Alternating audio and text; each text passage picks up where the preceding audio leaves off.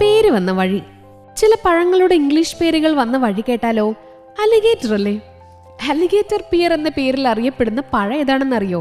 വെണ്ണപ്പഴം എന്നറിയപ്പെടുന്ന അവക്കാഡോ തന്നെ. ചെറിയ കുത്തുകളുള്ള പച്ചയും തവിട്ടും കലർന്ന എണ്ണമയമുള്ള പുറന്തോലിയാണ് ഈ പേരിന് പിന്നിൽ. അമേരിക്കയിലെ ഗോത്ര വിഭാഗമായ മെസോയാണ് 5000 വർഷം മുൻപ് അവക്കാഡോ കൃഷി ചെയ്തു തുടങ്ങിയതെന്ന് കരുതുന്നു. സ്പാനിഷിൽ അഗ്വാക്കേറ്റ് എന്നും ഫ്രഞ്ചിൽ അവോക്കാറ്റ് എന്നും അറിയപ്പെടുന്ന ഈ പഴം ഇംഗ്ലീഷിൽ ആദ്യകാലങ്ങളിൽ അറിയപ്പെട്ടത് അവോഗാറ്റോ എന്നാണ്. പിന്നീടത് അവോക്കാഡോ ആവുകയായിരുന്നു. ഏഷ്യക്കാരന് ആഫ്രിക്കൻ പേര്. തെക്ക് കിഴക്കൻ ഏഷ്യയിലാണ് വാഴപ്പഴത്തിന്റെ ജന്മനാട്. 1500 വർഷങ്ങൾക്ക് മുൻപ് ബോർണിയോയിൽ നിന്ന് ഇത് മഡഗാസ്കറിലേക്ക് എത്തി. ഏഷ്യയിലെ ഏറ്റവും വലിയ ദ്വീപാണ് ബോർണിയോ. വിരൽ പോലെ നീണ്ട പഴത്തെ അവർ ഇംഗ്ലീഷിൽ ബനാന എന്ന് വിളിച്ചു. ബനാൻ എന്ന അറബി വാക്കിന് വിരൽ എന്നാണ് അർത്ഥം. അറബി ഉൾപ്പെടെ 100 കണക്കിന് ഭാഷകൾ അറിയാവുന്നവരാണ് ആഫ്രിക്കക്കാർ. എപ്പിൾ എന്ന ആപ്പിൾ. ബൈബിളിൽ പരാമർശമുള്ള ആപ്പിളിനെ നോർസ് ജനത വിളിച്ചിരുന്ന പേരാണ് എപ്പിൾ. 8ാം നൂറ്റാണ്ടിന്റെ അവസാനം മുതൽ 11ാം നൂറ്റാണ്ടിന്റെ തുടക്കം വരെ ഡെൻമാർക്ക്, സ്വീഡൻ, നോർവേ എന്നിവിടങ്ങളിൽ ജീവിച്ചിരുന്ന സ്കാൻഡിനേവിയയിൽ നിന്നുള്ള ഒരു കൂട്ടം ആൾക്കാരാണ് നോർസ്. മധ്യേഷ്യയാണ് ആപ്പിളിന്റെ സ്വദേശമായി കണക്കാക്കുന്നത്.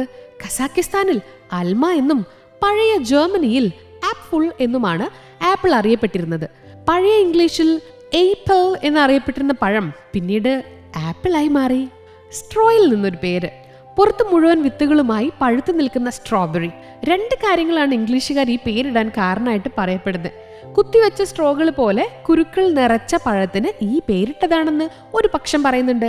തണുപ്പ് കാലത്ത് ചെടിയെ സംരക്ഷിക്കാൻ പുതുപ്പ് പോലെ ഇടുന്ന വൈക്കോലില്ലേ, സ്ട്രോ, അതിൽ നിന്നാണ് ഈ പേര് വന്നതെന്നും പറയുന്നുണ്ട്. ബഹുവചനം ഏകവചനായപ്പോ ചുവന്നു തുടുത്ത ചെറിപ്പഴത്തിനെ ചെറീസ് എന്നായിരുന്നു ഫ്രഞ്ചുകാർ വിളിച്ചിരുന്നത്. ഇത് കേട്ട ഇംഗ്ലീഷുകാർ വിചാരിച്ചത് അത് ചെറിപ്പഴങ്ങൾക്ക് പറയുന്ന പേരാണെന്നാണ്. അവരതിനെ ഏകവചനമാക്കി CHERI, ചെറി എന്ന് വിളിച്ചു. പിന്നീട് ആധുനിക ഇംഗ്ലീഷിൽ ചെറി ആയി മാറി. എന്ന് വെച്ചാൽ CHERRY. പക്ഷിയല്ല, പഴമാണ്. ചൈനയിൽ നിന്നുള്ള മിഷണറിമാരാണ് ന്യൂസിലൻഡിൽ കിവിപ്പഴം എത്തിച്ചത്. നെല്ലിക്കയുടെ രുചിയുമായി സാമ്യം തോന്നിയതിനാൽ ന്യൂസിലൻഡുകാർ ആദ്യം ഈ പഴത്തെ ചൈനീസ് ഗൂസ്ബെറി എന്നാണ് വിളിച്ചത്. ന്യൂസിലാൻഡിന്റെ സ്വന്തം പക്ഷി കിവിയെ പോലെ തോന്നുന്നതിനാൽ പിന്നീട് ഇവർ പഴത്തിനും കിവി എന്ന് പേരിട്ടു. അത് ലോകം മുഴുവൻ അംഗീകരിക്കുകയും ചെയ്തു. പൈൻ മരത്തിൽ നിന്ന് ഒരു പേര്. തെക്കേ അമേരിക്കക്കാരനായ പഴമാണ് പൈനാപ്പിൾ. പിന്നീട് ഇത് യൂറോപ്പിലേക്ക് ഇറക്കുമതി ചെയ്തു. പൈൻ മരത്തിന്റെ കായകൾ ഉണ്ടാകുന്ന പൈൻ കോണിനെയാണ് പൈനാപ്പിൾ കണ്ടപ്പോൾ യൂറോപ്യന്മാർക്ക് ഓർമ്മ വന്നത് ഇത്രേ. അവരതിന് പറ്റിയ പേരിട്ടു, പൈനാപ്പിൾ. സ്പാനിഷിൽ പൈന എന്നാണ് പൈനാപ്പിളിന് പറയാ.